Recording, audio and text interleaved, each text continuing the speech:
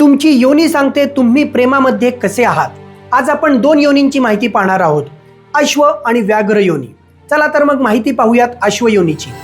ज्या लोकांचा जन्म अश्विनी आणि शततारका नक्षत्रावर झालेला आहे अशा लोकांची योनी ही अश्व योनी असते। अश्व योनीची लोक प्रेमामध्ये ऊर्जावान तर स्वतंत्र असतात। यांचा स्वभाव चपळ, महत्त्वाकांक्षी तर थोडासा अधीर असतो। यांना एका जागी थांबणं कधीच मान्य नसतं। पण एक गोष्ट लक्षात ठेवा, अश्वयोनीच्या व्यक्तीवर जर जोडीदाराने बंधनं लादली, तू याच्याशी बोलू नको, त्याच्याशी बोलू नको किंवा संशय घेतला तर मात्र ही सर्व बंधनं झुगारून लावतात। कारण की यांचा स्वभाव मुळातच हा डायनॅमिक असतो। त्यांना त्यांच्याबरोबर सतत धावणारा आणि प्रगती करणारा पार्टनर लागतो, जो नातं विश्वासावर चालवेल, बंधनावर नाही। चला तर मग आता माहिती पाहूयात व्याघ्र योनीची।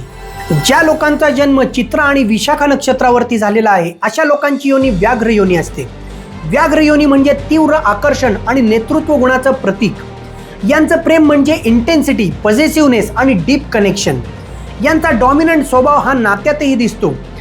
ही लोक आपली टेरिटोरी ठरवतात। एखादी गोष्ट अशीच झाली पाहिजे किंवा तशीच झाली पाहिजे असा आग्रह धरतात।